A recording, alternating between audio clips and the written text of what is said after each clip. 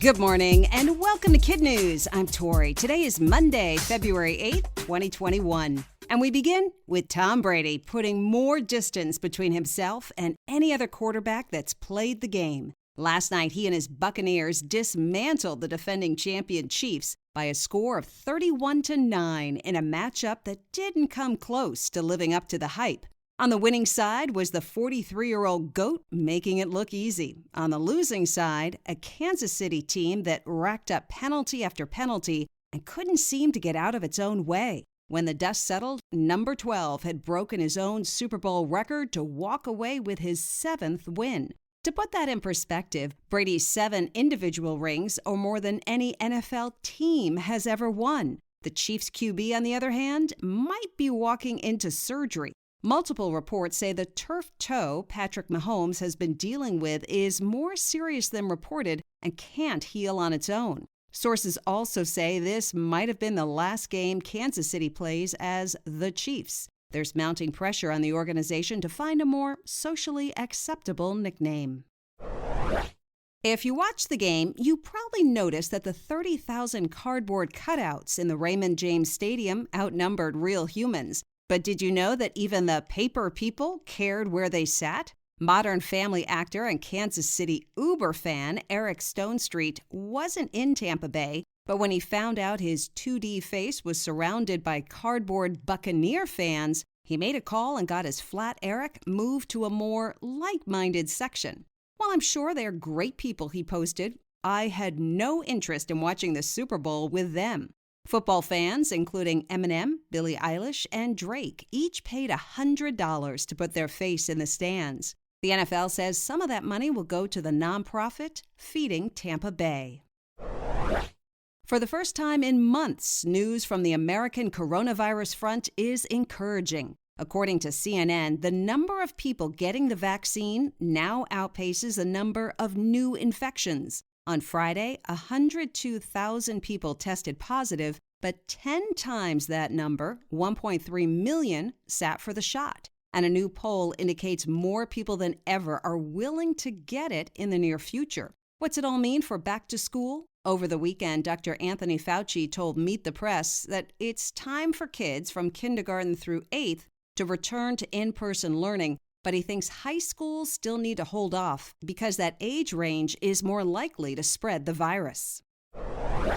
It's an interesting time for an ad campaign targeting tourism and an equally interesting approach. In a 2-minute video, New Zealand is asking its citizens to stop being boring when traveling around the country, specifically to stop taking and posting the same pictures from the same places as everyone else. To make the point, a comedian posed as an official with the SOS, Social Observation Squad, and followed tourists to some of the country's most famous landscapes, where he urged them to be more original with their uploads. It'll probably be a while before Auckland can test the success of the campaign on outsiders. A 2-week quarantine is still in place for anyone hoping to go there.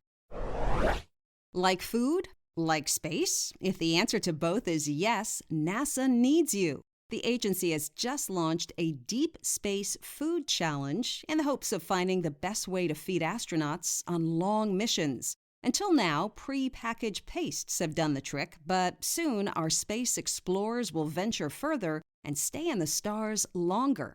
NASA wants contestants to cook up an efficient way of getting healthy food to 4 cosmic travelers for 3 years at a time. $500,000 is on the line. This competition is for those who are 18 and over, but don't let that deter you. NASA has STEM programs for young scientists, and it does want to hear your food system ideas.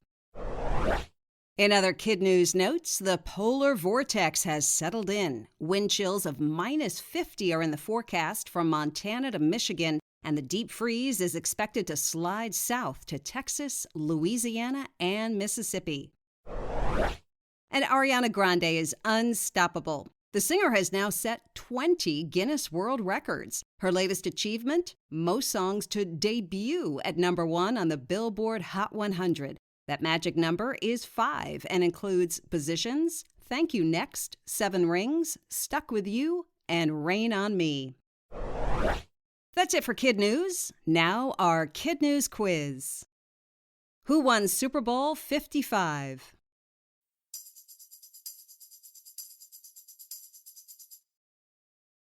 Tampa Bay beat Kansas City 31-9. What good news is coming from the COVID front?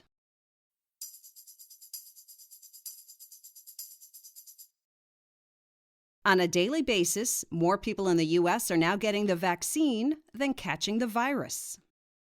What nation is asking tourists to stop being boring with their posts?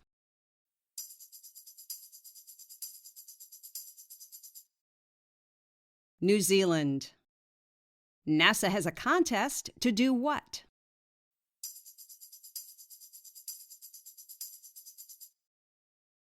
Figure out how to feed astronauts in deep space.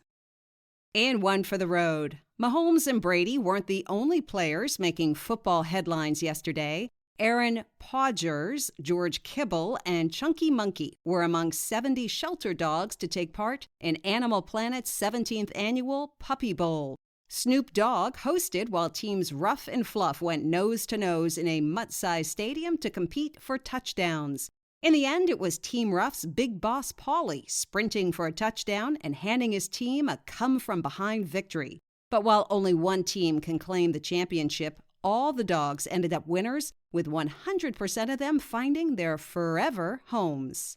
Before we go, it's time for some Kid News shout-outs for our teachers, starting with Mr. Cantrell, better known as Old Man C, at East Rochester School in Rochester, New Hampshire. Mrs. Fry and her Fry guys at Onstead Elementary in Onstead, Michigan, Ms. Cruz at Parkview in El Monte, California, and Mrs. Kruckberg at Stratton Elementary in Colorado Springs, Colorado. Thanks for listening, everyone. Please rate and review us wherever you get your podcasts, and we'll see you back here for more Kid News tomorrow morning.